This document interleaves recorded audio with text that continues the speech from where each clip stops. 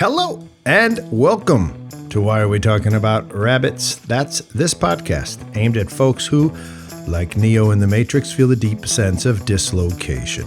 On this pod, we talk about heavy things lightly. We'll use theology, history, philosophy, and years of deeply immersive experiences in foreign cultures to figure out how did we get here, because it's crazy. Our pod goes beyond the rhetorical rabbits produced by media. Instead, we look at contemporary culture through a new world and an old world perspective. So join me, John Heers, our team of First Things field workers, as we wonder aloud, why are we talking about rabbits? Let's advocate for a better present by reminding us of our past. This is episode 6.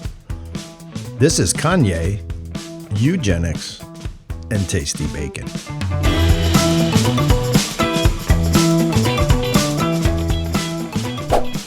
Kanye is talking again, guys. Yep, he is, about Margaret Sanger, abortion, being the president of the United States. This is juicy, man. It's too juicy to pass up. A rapper who once called himself Jesus, now worshiping Jesus, calling out the founder of modern-day reproductive rights movement. It's like an atom bomb of heavy stuff, but done lightly. That's the end of the podcast. We're done. Now, today we're going to address these comments by Kanye regarding Margaret Sanger, the family planning project that became called Planned Parenthood, and we're going to do it and learn about what I'm going to call the Perfection Project, eugenics, and bacon. And we'll touch on red state, blue state stuff. And COVID continues. But first, here's what Kanye said in his interview recently, I think about 2 weeks ago, with Forbes magazine. You can find this stuff on the show notes. Quote, Planned Parenthoods have been placed inside cities by white supremacists to do the devil's work. Kanye's talking about Planned Parenthood being devilish. So, the devil's work, I think, here is a reference to abortion. And he goes on a little bit in the article to talk about the proliferation of Planned Parenthood clinics in black neighborhoods. And for sure, it's a dig at the founder of Planned Parenthood and the birth control movement, Margaret Sanger. She, who, by the way, has a square, a little neighborhood named after her in Manhattan's NoHo district. That's north of Houston. If you're from down there, you know where it is. So, let's take a look today at Margaret Sanger, her work, and if she can be counted, as Kanye is doing here, if she can be counted as a racist, because you know that's going around. Let's see if she's a racist. And let's see how her worldview falls on our old world, new world continuum. Speaking of that, did you get a chance to take last week's lightometer test? Check out episode 5. If you took the test, my buddies, well, a lot of people took the test actually, but 2 of my buddies out in LA, they scored a 4 and a 3 respectively. That makes them shining city dwellers on a hill. That's right. This is science, as I mentioned last week. My wife took it 9. That makes her a suburbanite. A person I don't know who really likes our pod out in Seattle, they told me they're a full-on villager. They came in at 13, just shy of being, that's right, the Charlemagne. Check it out anyway. We're having fun with it, probably forever. People liked it. So, today, Kanye, Margaret Sanger, utopias, and here we go. Let's start with history. Who was Margaret Sanger? So, she's really important in American history, so this could be fun. So she's born in 1879, 150 years ago. Her name is Margaret Louise Higgins at that time. She's born to Irish Catholic parents. Her father was a stonemason. He called himself a free thinker. At the turn of the 20th century, that just basically meant atheist. Ironically, Michael, that's her father, spent lots of time chiseling out angels, saints, and tombstones in and around New York City, and those were found on Catholic churches. By the early 1900s, Sanger's father had become a very serious activist for women's suffrage, and he was an advocate for free public education. Anne, her mother, came to the United States with her family to escape the Irish potato famine. She married Michael, that's Margaret's father, we just talked about him, and proceeded to conceive 18 times. She gave birth to 11 living children. She died at age 49. She did a lot of other stuff, but it's not easy to find, like mothering. So Margaret, our subject today, as per this Kanye saga, well, she was the sixth child to be born of the 11 surviving children. She married at age 23 to a prominent architect and well-known political activist in the New York area. They settled down in Westchester, a suburb of New York, and well, Sanger got busy, but not with kids. She had two eventually, but she spent a lot of time in the bohemian world of pre-World War I Greenwich Village. I like Greenwich Village. She proceeded to join countless organizations, including the Women's Committee of the New York Socialist Party, the Industrial Workers of the World, and as a writer, the left-wing newspaper, the New York Call.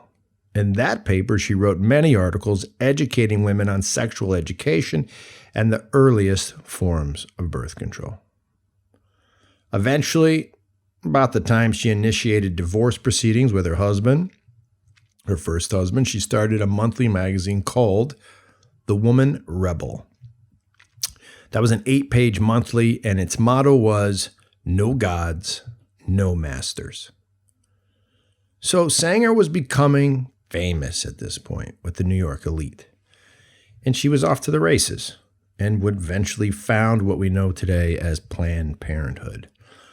So for me, looking at Sanger, doing some homework for you guys, the best way to think of her is that one person in your high school who couldn't care less about high school or about what you thought of her. She's that person. She's the one who always had a side hustle in high school, sort of cared about that way more than, say, Glee Club or algebra. You kind of, people like knew about her, didn't really know her name. She's that person. Her side hustle was helping women help themselves, and her tool was birth control. But was she a racist? Was she a eugenicist? Now, they're not the same thing. That's what we're going to take apart. But was she a racist who founded a movement intent on keeping black people from reproducing?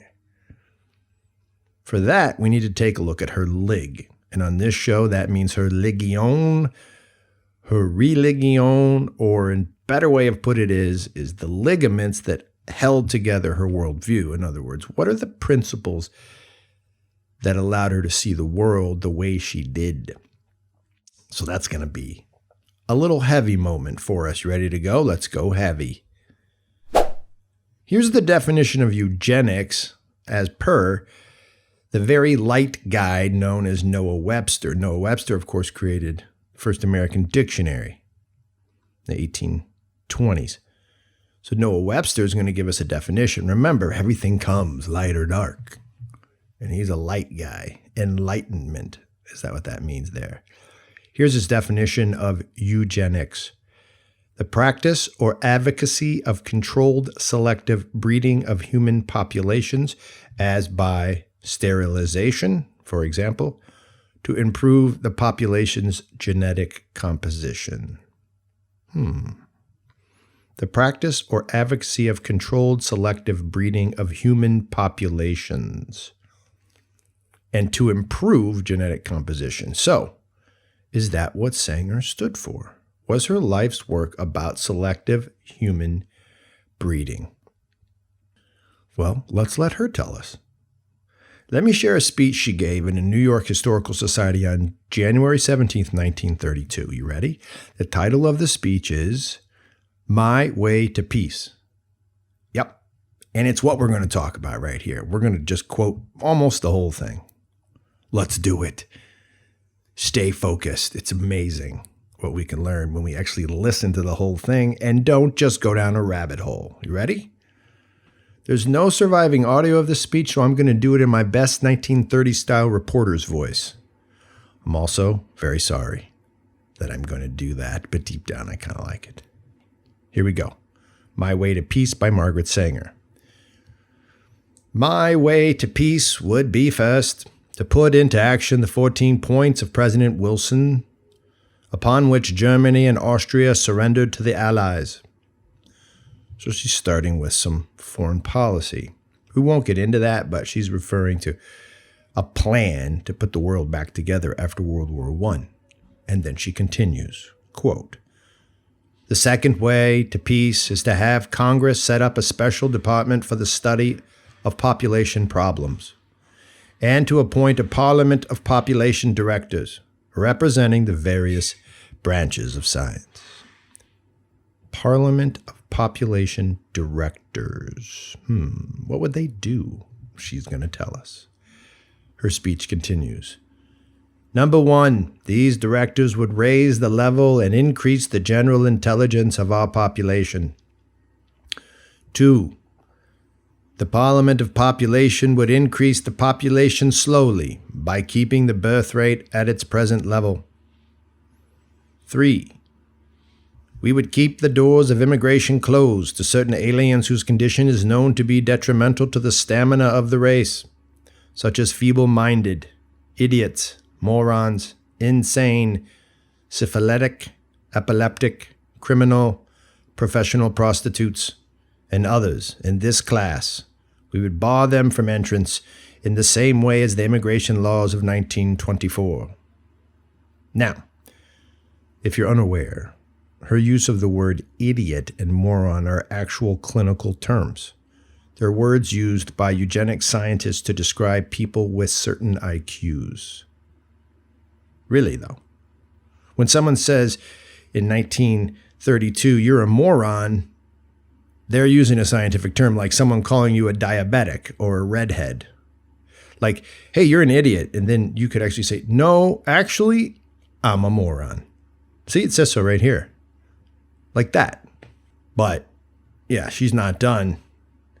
She definitely wants to do some stuff, right, to reduce idiots and morons. And who doesn't want to do that? But I digress. Let's keep going. Quote, the fourth item is to apply a stern and rigid policy of sterilization and segregation to that grade of population whose progeny is already tainted or whose inheritance is such that objectionable traits may be transmitted to offspring. I'll sum that one up for you. She's just saying, sterilize morons. Number 5, we will insure the country against future burdens. The government would pension all persons with transmissible disease who voluntarily consent to sterilization. Pension all persons. That's interesting. That's pay people who choose to be sterilized. And that, again, is a grade of person who wants to be sterilized. The government, in her My Plan to Peace speech, would pension all persons who choose to be sterilized. Number 6, the whole dysgenic population would have its choice of segregation or sterilization. So if you're dysgenic, that just means your genes are bad. You could choose segregation or sterilization. And number 7, there would be a farm and lands and homesteads where segregated persons would be taught to work under competent instructors for the period of their entire lives. Whoa, hold on. That's interesting. In her speech, her 7th point is that if you choose segregation over sterilization because you are a moron, then you get to live on a farm and you're taught to work under competent instructors, and you get to do it for the rest of your life. I didn't make this up.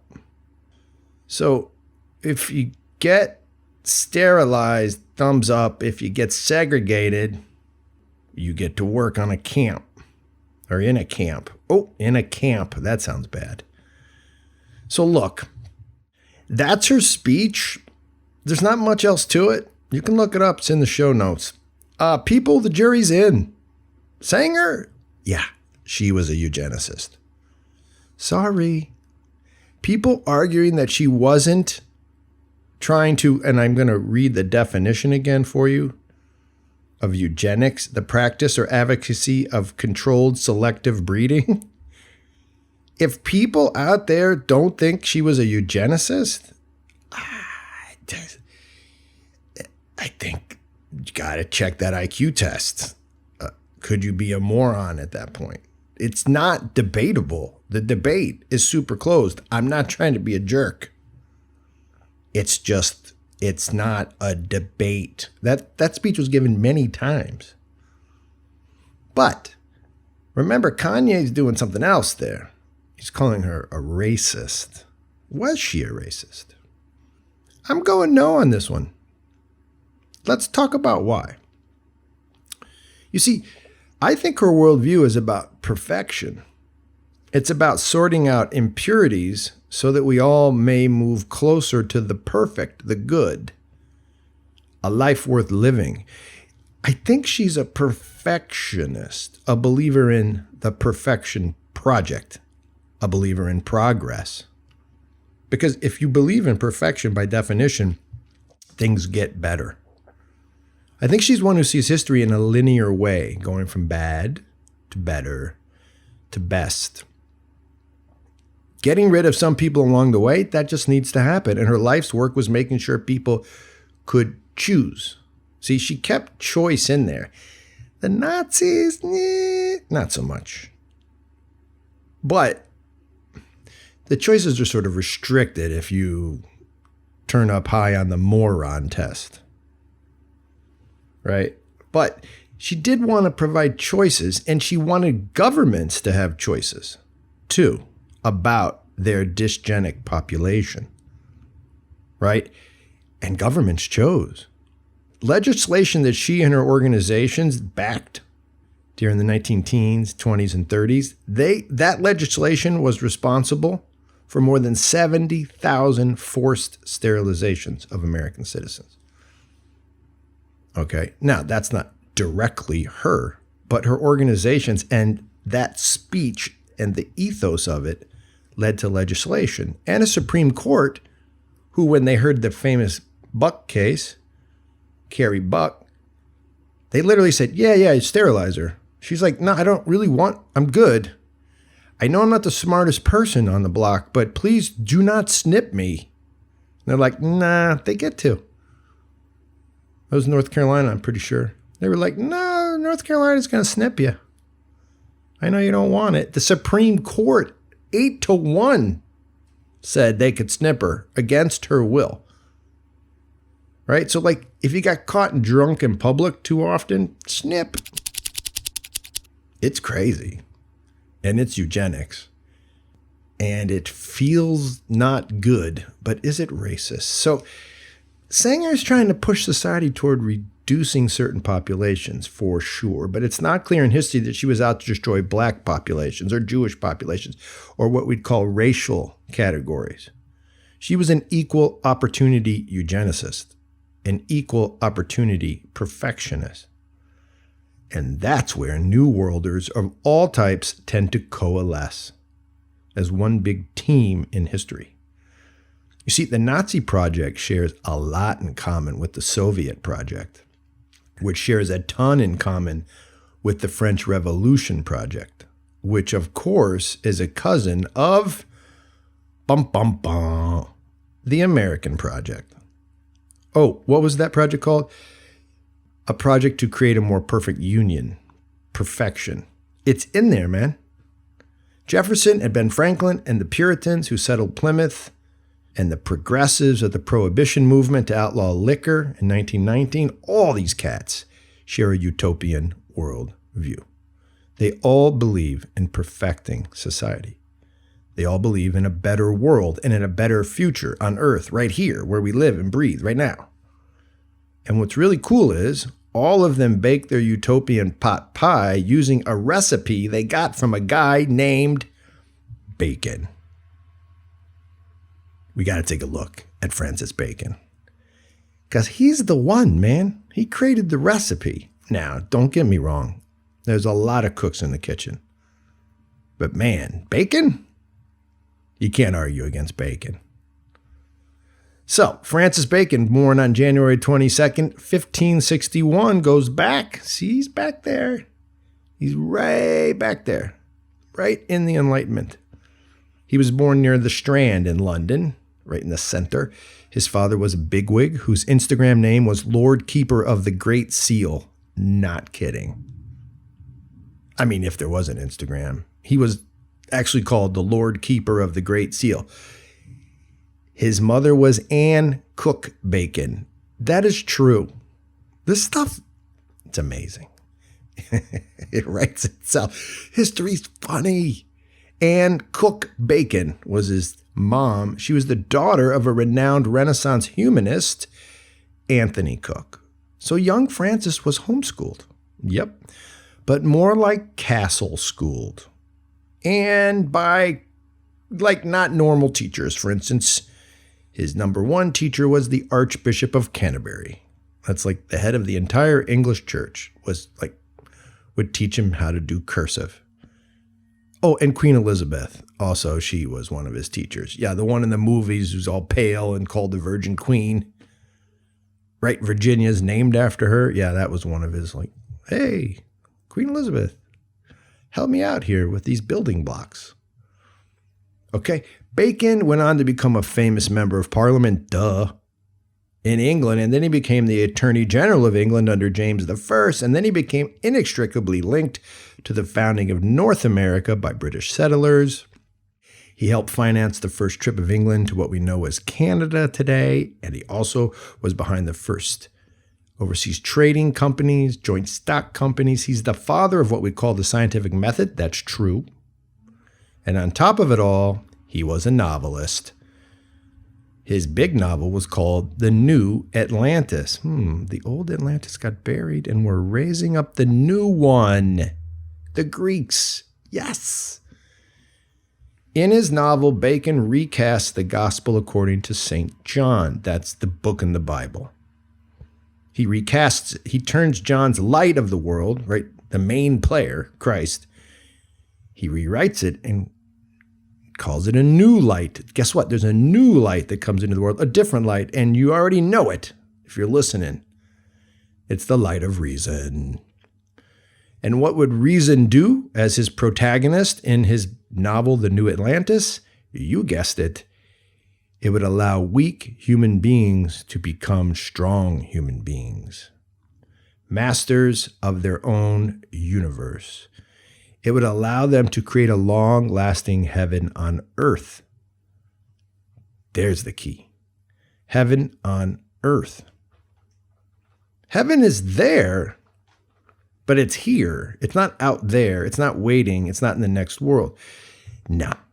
You see, like all deists of the time, Francis Bacon thought there was a God, but he wasn't really around anymore.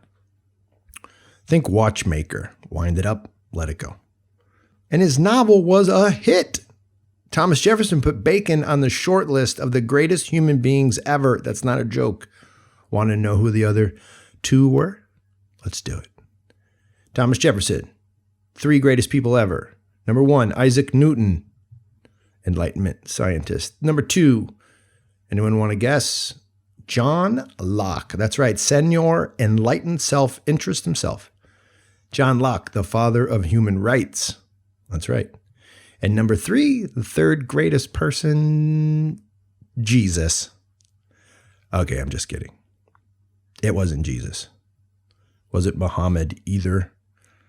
No, Jefferson definitely didn't put Jesus on the list. He actually took a Bible and an X-Acto knife and cut out all the parts where Jesus did miracles.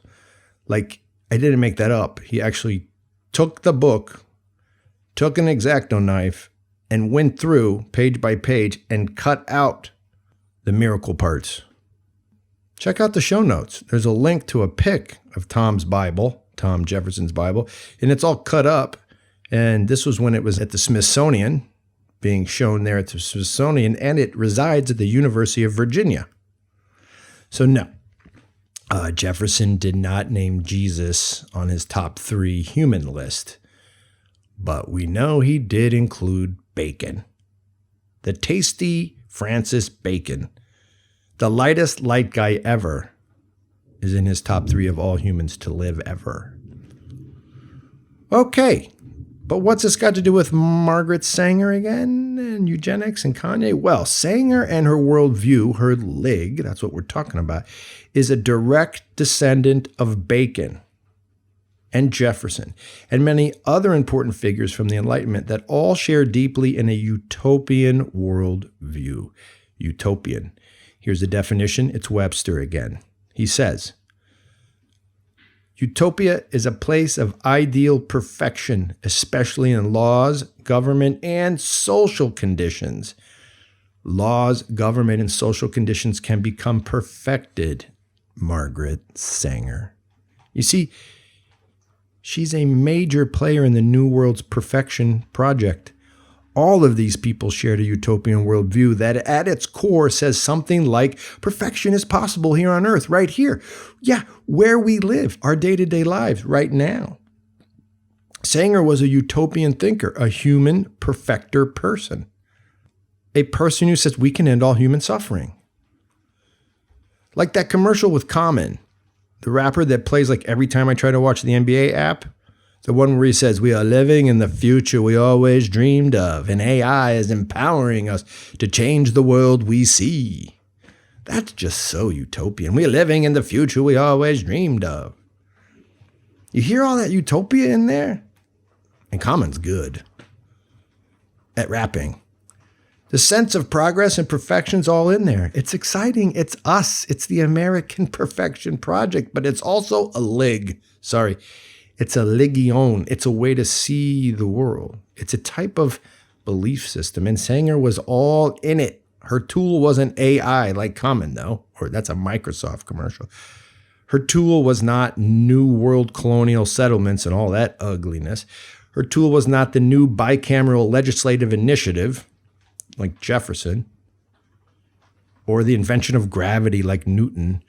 Sanger's tool was the gene pool, human genes. She was going to take that on and perfect human beings. Science. Kanye is wrong about Margaret Sanger. I think so anyway. She and her organizations, including Planned Parenthood, aren't racist. You can stretch it and try to make it sound like that, but history doesn't really say that. She's just a new worlder on steroids. She's a rationalist studying the human gene pool in order to manipulate it for the public good. And above all, these cats, and especially Margaret Sanger, are people who trust in mankind's ability, read scientists there, to create a perfect society, a more perfect union, a more perfect life for everyone here on earth. And that's just not how old worlders think. That's what we're doing on this show, right? Left and right, up and down, black and white, dark and light. Old worlders are not like, no, I'm good. For better or worse, they don't think like this. We got to dig down for 2 seconds. But to illustrate, let's just end this pod with a story to help you see how old worlders think about this concept of perfection, okay? And then we can get back to Netflix, because I actually want to get back to Netflix. Have you guys been watching Unsolved Mysteries? Like, they're really unsolved. That's the problem with the show. But, like, I want to find out that the guy off the building is crazy. But anyway, that's a new world gadget that I am fond of. Anyway, recently, this is a story about the old world to help us make our final point. Recently, one of our field workers in Sierra Leone was suffering from not one, but 2 pink eyes. Oh, and malaria at the same time. He'd been laid up in bed, but feeling a little bit better this day, he went to the market for some dinner. This is a true story. Arriving at his favorite peanut saleswoman's stall, a woman named Adama, a Muslim woman, he tried to order a handful of super delicious all-organic ground nuts, because that's what they are. And Adama, his friend there at the market, was intrigued. "You can't see me, can you?" she asked Daniel. And he's laughing, and he's like, "No, not really. I think you could tell my eyes are pretty much almost shut. And I also think I have malaria." And she laughed. Adam was laughing. I could see it. He told me this story recently. "It's good for you," she said. "Very good." And then she gave him some peanuts and filled his hand, like kind of reached for it so he could see it properly. He goes, and Daniel says, "Oh, really, Adama? It's good for me because it doesn't feel too good for me to have 2 pink eyes and malaria." And then she said, "Well, it should. You're blessed." You see, by suffering, Daniel, you're able to remember your gifts and to remember God. And that was that. Malaria, pink-eyed Dan went back to had his snack in the hut. That's the old world. Suck it up. Suffering is good. And man, is that at odds with the Perfection Project. It's at odds with Sanger and her family planning Perfection Project, the projects that demand an end to suffering through the manipulation of human beings. It just doesn't go together. Her worldview, Bacon's worldview, Jefferson's worldview, they clash with Adama and her old world league that basically and weirdly it embraces an unforgiving natural world. It doesn't try to change it. It embraces it as a means to grow closer to God, for better or worse. And if you listen carefully, this is the cool part, you can hear in all of this a little of the red state, blue state divide right here in America. You can hear it, right? Think masks. Which states out there are saying, "Ah, heck, little COVID might even teach you something, suck it up"? Right? And which states are saying, "Look, if you dumbasses would just do what the studies tell you to do, we could fix this thing"? You hear it in there? It's not as simple as blue states are Margaret Sanger and red states are Adama, the peanut saleswoman. I get it. But it's just, you can hear that historical residue of the new world and the old world divide. You can see it. And you can hear it when you start to pay attention. It's everywhere. Try it. Perfect it, suffer it. Interesting, right? I mean, I get it. You could do both. Maybe that's the real answer, right? Look. Today, Crazy Kanye helped us to look at all of this. But maybe Crazy Kanye isn't the craziest clown in the circus, because he might just be the clown that opens the door, that has the key to that unseen reality that none of us want to really look at. He might be the only clown that can help us to see this. He might be, because when the other 2 clowns start talking, everyone sort of knows what they're going to say. And we settle in. Anyway, that's a digression, but there's a really cool podcast about that called The Symbolic World by Jonathan Pajot. Check it out in the show notes. We'll put that in there too. But anyway, I digress. The Perfection Project versus the Suck It Up Project. Old world, new world. I hope you tune in again next week. It's been fun, people. It's what we're doing here. And why are we talking about rabbits? Sheni's Gagi Marjos. That means to you, the victory. It's often said at a KP table in Georgia. That's the Republic. Great place. That's our pod for today. Thanks for coming along. WAWTAR, why are we talking about rabbits? WAWTAR is produced by Andrew Schwark. It's double produced by Daniel Paternos, and our pod is brought to you by the creators of First Things Foundation. That's our nonprofit. We live and work in some of the world's toughest neighborhoods. We immerse there for 2 years in order to create momentum for local change makers, people we call impresarios. We work on behalf of their vision for a better life. Share WAWTAR with a friend. Hit us up with a solid review on iTunes. and everywhere you get your podcasts. Your love for us allows us to love and serve others. Nakvam dis, hasta luego, cambufo, au revoir, and peace out.